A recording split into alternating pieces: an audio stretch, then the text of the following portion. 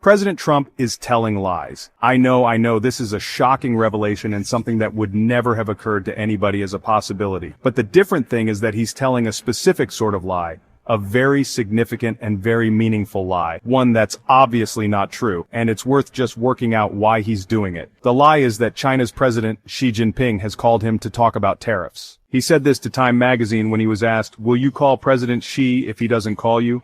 He said, "No, you won't." "Nope." "Has he called you yet?" "Yep." "When did he call you?" "He's called. And I don't think there's a sign of weakness on his behalf." "But you think that it's a sign of weakness if you called him?"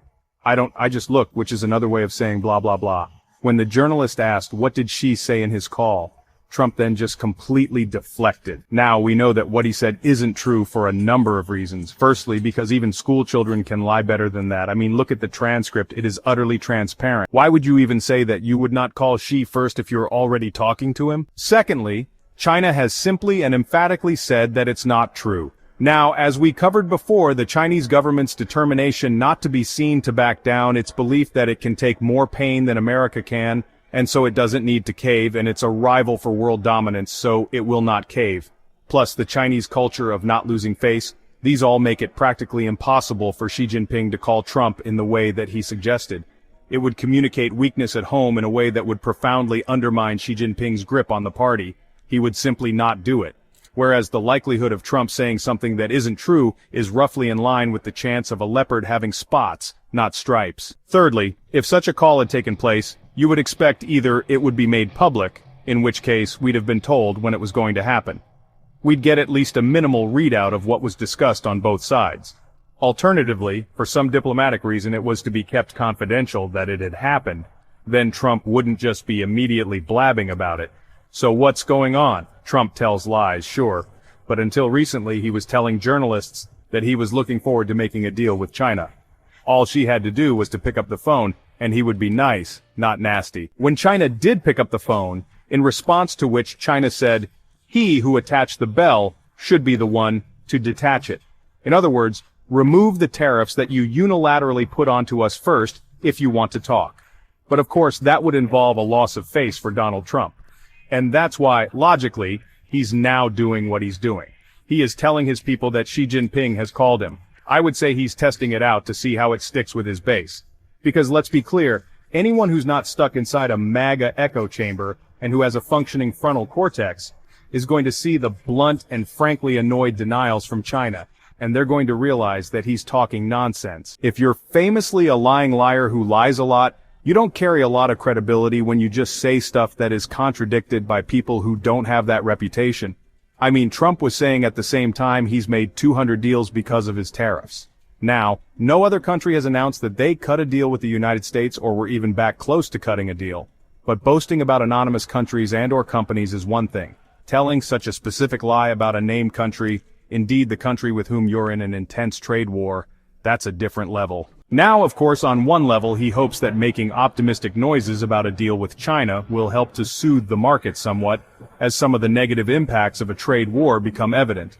But those guys are really very focused on reality, at least as it affects the health of their investments. So if China contradicts him and there's no evidence to support his claims, it's not really going to weigh much with them except to know that he's at least trying to find a way. So I think it's aimed at his base, and it's that he's clearing the way for him to call Xi Jinping first, because he's realized that sooner or later he's going to have to, if his base will accept his word now that Xi called him first. If that lie survives the obvious skepticism and downright division that it's receiving and deserves to receive in the mainstream media, then he will know that he can call and not lose face with his people. After all, this is a man who can U-turn at the drop of a hat and claim it was his intention all along, and know that they'll believe it. At that level of shameless gaslighting, it's kind of easier to save face than it is for people who deal with actual reality. There is one possible variant on this implied motivation, which would be if he believed that if he tells everyone that Xi Jinping called him first, then it could be put to China that Xi might as well phone him since everyone now thinks he already did. Zero chance of that one working if that's the idea. Indeed, as always with Trump, his actions are taken without really thinking through what the consequences will be. China takes honor and saving face deadly seriously. So accusing them of having caved to his pressure to have phoned him first is more likely to ramp up the hostility. It makes it less likely that if and when Trump does call them, then they'll even take his call. Yes, China is obviously hurting from the tariffs. It did, of course, quietly remove one of its tariffs against certain American-made semiconductors, hence softening the blow against its own tech industry. But there was one specific tariff that it realized was hurting itself more than it hurt the United States. So, some fine-tuning, you could say, of its trade attack. But there's still no solid evidence that China has the slightest intention of caving to Trump. They are waiting to see how he will deal with it when those shelves at Walmart and Target start emptying out, and as the price increases, really start to kick in for American consumers, and as farmers whose exports of soybeans and pork to China have plummeted when they need bailing out or they go under. The insult that Trump offers to China and Xi Jinping by lying about them calling him just makes it more likely they will no longer accept any solution to this conflict that doesn't result in Trump's active humiliation. I mean, I don't know, they may take a pragmatic step back, but there's no doubt from the tenor of their recent denials that his claims have been met with fury by the Chinese. My take on the Chinese reaction is in line with, by the way, all of the analysts who spend a lot of their time looking specifically at the Chinese government and society.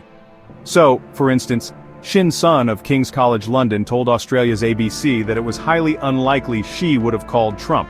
He said this, "For any political leader in China, this would have very serious consequences for their own political stability.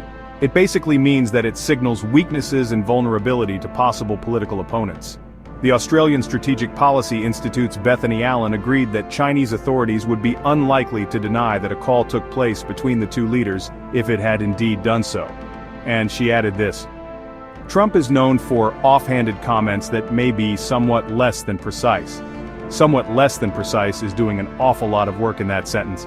It's come to something when the mere fact of the most powerful world leader, let's not lie to ourselves that this is any more the leader of the free world, when the mere fact of him lying is taken as read and covered up with polite euphemisms, and we have to spend our time trying to work out the motivation for this particular lie.